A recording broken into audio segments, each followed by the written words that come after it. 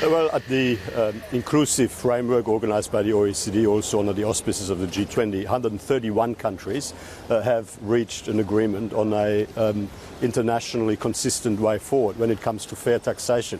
Globalisation and the digitalisation of our economies created distortions and inefficiencies and serious inequities in our tax system.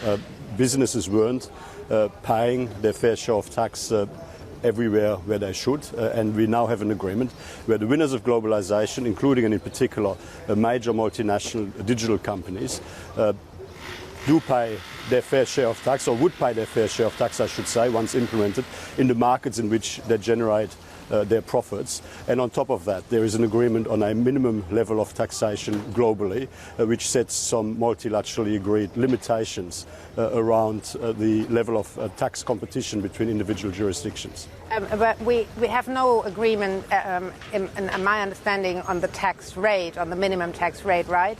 Well, 131 countries have agreed that it should be at least 15%, and all G20 countries, importantly, have agreed that it should be at least 15%. So that really already sets a floor on the level of tax competition globally. And you know, in the end, I guess let's see where the process takes us from here.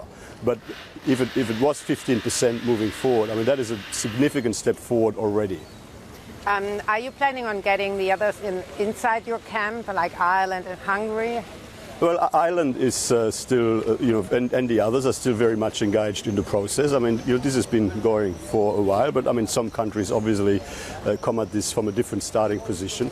But 131 out of 139 countries are on board. That is a significant milestone, and all G20 economies, as I say, are on board. 90% of world GDP is on the same page when it comes to fair global taxation arrangements that take into account some of the inequities that were created by the globalization and digitalization of our economies.